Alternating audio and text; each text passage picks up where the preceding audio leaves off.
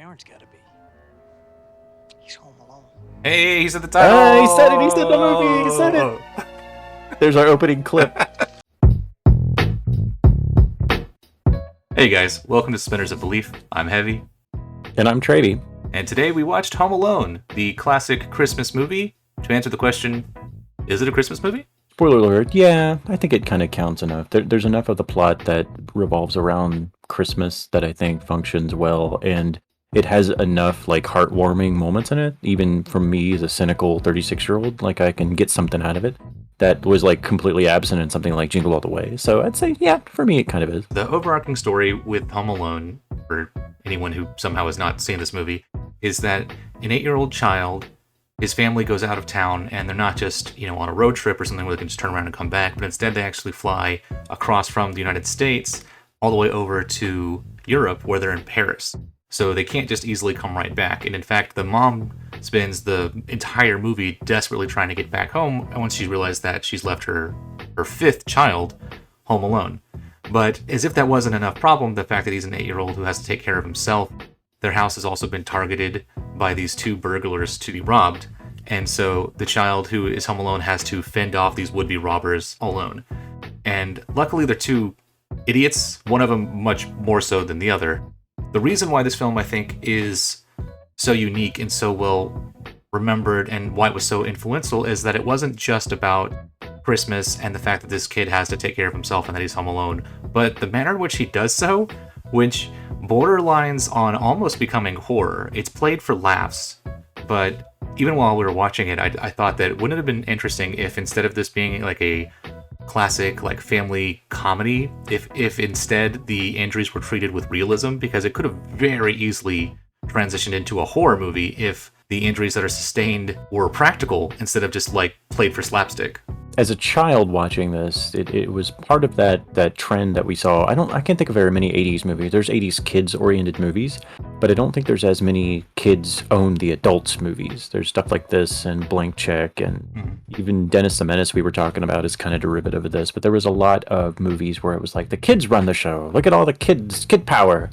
And this was, I guess, the start of that. So growing up, I was like, yeah, own those adults, yeah. But now, as an adult, I'm just horrified because it all just seems like this is all permanent injury. This is terrible. Yeah. And it's one of those things where I feel like, well, you could just cut all this out and it could function, but then that's like the star of the show. That's cutting out your big dramatic action sequence at the end of the movie. So I don't know. There's not a version of this in my head that's better.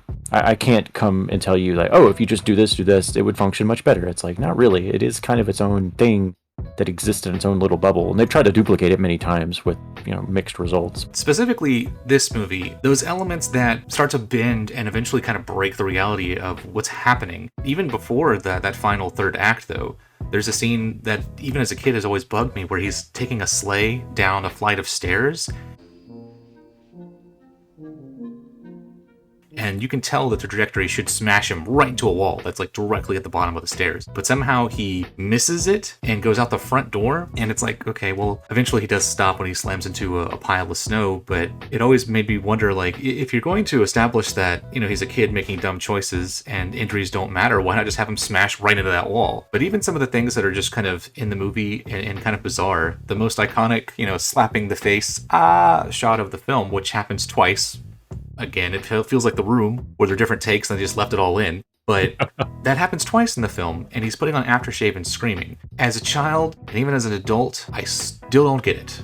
If you put on aftershave, if you are a person who is a male who shaves your face, you realize that it could potentially, you've opened your pores, it's a little more sensitive than normal. You put something with alcohol on your face, it can hurt. And that's what he's emulating. He's seen an adult do that. But the idea being that, well, why would he do it twice? Why is there screaming? And it's like, well, maybe he really did shave. He's going through a whole adult routine. He talks about using the adult shampoo and cleaning all his crevices and everything. Things we don't need to hear about. But the idea is, well, if he went through all that and he actually shaved, then yeah, putting on the aftershave might sting and he would feel that. But I feel like maybe the people watching it were like, or the producers or somebody at the editing levels, like, we can't show him using a razor. That's a little bit much. It's a little too imitatable. So much of what he does in this movie is kind of something he wouldn't want kids to do, but that's a little bit too far. So it makes me think that was just cut out, and the implication is still there. There are moments where maybe they even filmed the scene of him using an actual razor for the why he's reacting that way with the aftershave, like for it to canonically make sense, and then the editing, like, yeah, we can't leave that in. Because there's a scene where he's climbing shelves on his brother's room to get to some money, and it's a big breakaway, it leaves this huge mess, and all of that is set up for the final line of the film, which is supposed to be a callback to somehow he's cleaned up the entire house from the events of the film, but forgot to go in his brother's room and fix that.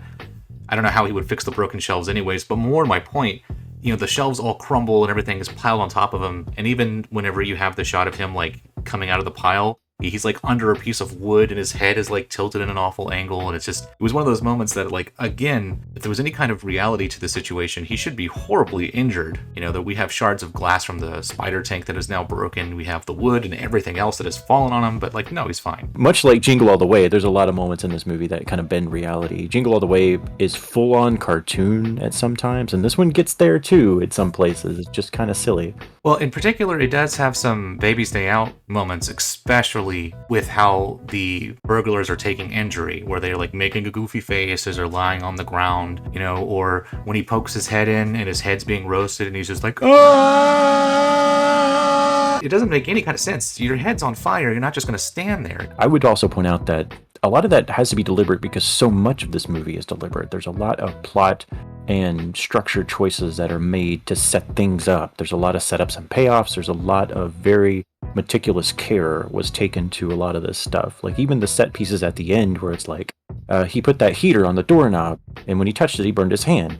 Like 5 minutes later, when they show an interior of the house, that same door still has that heater hanging on it. They didn't forget to put it back. It's just little minutia of the scenes are kept in there. And it makes me wonder, like, well, all those choices had to have been very, very careful. And even like the setup of him being left alone takes so many steps and so many carefully planned choices to get to that point where it actually functions. Somebody cared about this script. I guess it was John Hughes, but somebody really paid attention to it. Well, and that's what gets frustrating because it's hard to just say, oh, it was overlooked. Or, when you notice little things in the edit, like a character reacting in the wide shot before the close-up and little things like that, or a character being out of focus next to a character who's in focus. There's a lot of little mistakes like that as we're watching this that kind of stuck out to me. I'm kind of a stickler for little things like that. The editing being off will always catch my eye. But when this movie is so precise with its script and its style, when you have those moments of, are the injuries real or not? Because right after he does that stupid making his face in the doorway and screaming, and he puts his head out in the snow, it has this horrible, realistic-looking burn on the top of his head that just looks unbelievably painful. The same with his hand, when it was burned with the M doorknob at the beginning. But then there's other things that the guy steps on a nail and he's just fine. He's walking around in the snow with his bare feet, and he never talks about how cold his toes are. Or, it's just odd things like that kind of stuck out to me as an adult here. As a kid, it was always my favorite part. Like, oh, we're getting to the part where the bad guys get their comeuppance. As an adult, it's horrifying. As an adult watching this, if somebody were to present me with this script like now, and if Home Alone had never existed, I would be like, do we need this sequence at the end? Because I feel like from a character standpoint, Kevin McAllister has his resolution when he's in the church talking to the old man, like basically at the end of the second act, the beginning of the third act, like it's basically resolved. If his folks showed up right then, that night, it would have been the same happy ending. Oh, I'm so happy my folks showed back up. And that would have been maybe not very satisfying from a runtime or an action perspective, but it was fine. Like, there's a handful of movies I can think of that have that happen where the main character has a cathartic moment, like long before we need a long, drawn-out third act action sequence. But I don't know. That's just my take on it. It is an interesting concept to think about, though, if you were to re-edit this film and take away all of the shots that are his mom, his family, all of that, when it's just tell the story from Kevin's perspective, right? Only show it. And even cut out the bandits, like you mentioned before, cut them out of the film.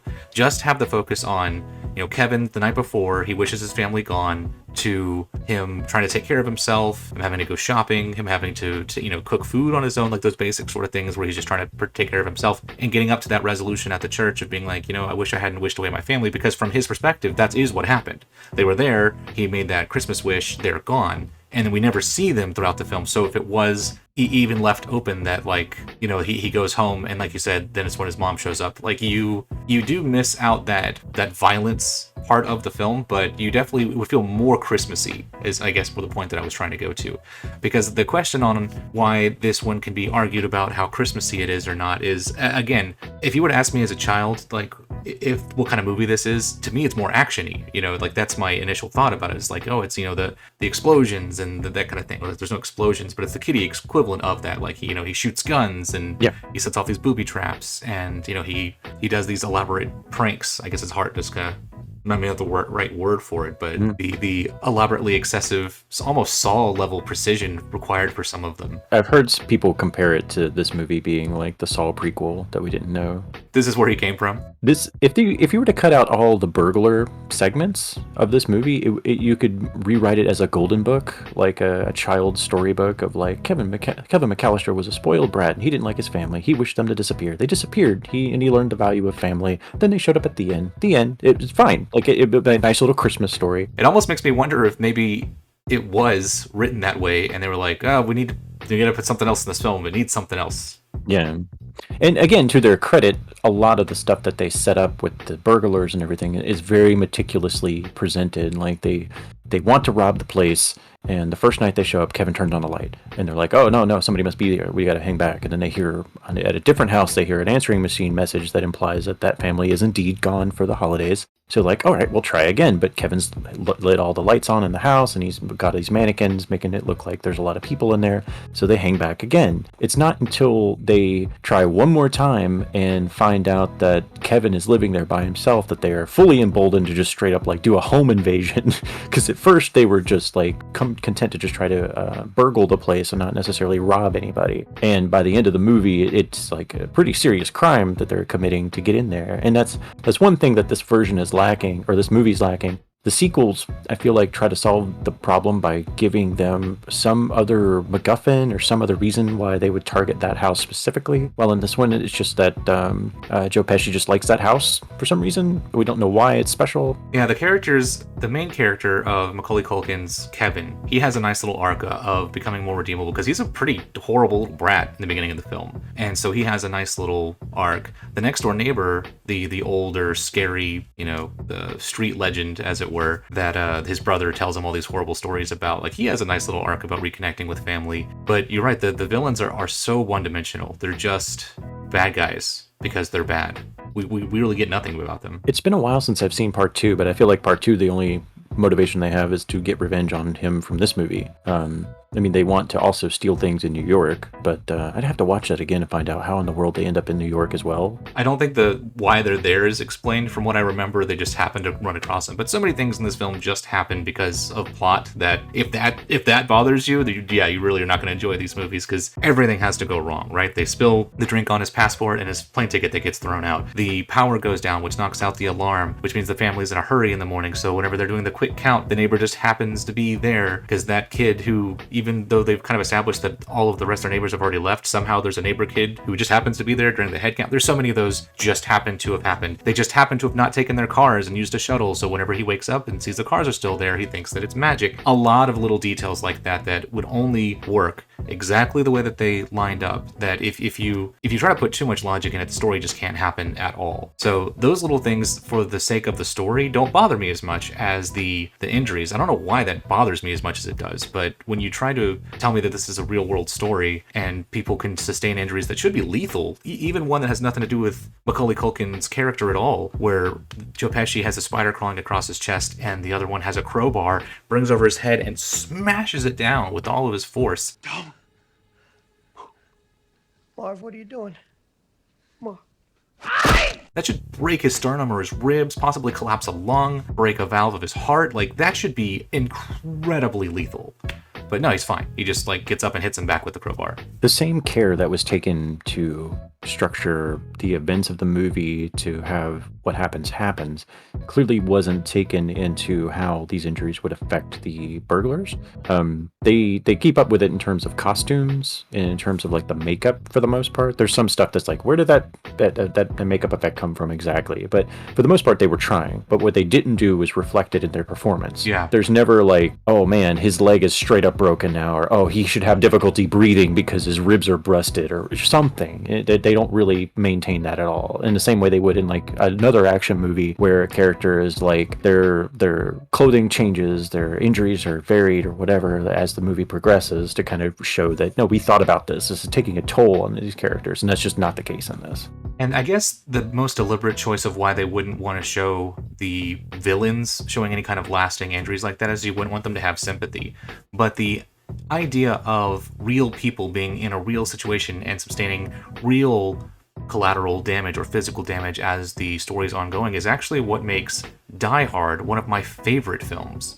Because rather than it just being the strong-jawed action man who can survive everything and take down 100 people and a gun that never runs out of ammo and all those crazy 80s cliches that came with action movies, it was just one guy in a horribly difficult situation just trying to do his best. And that often comes up as whether or not it's a Christmas movie, and that's what I think we should take a look at next. Sounds good to me. So next time on Suspenders of Belief, we're watching Die Hard. Is it a Christmas movie? Do you like that I set you up there?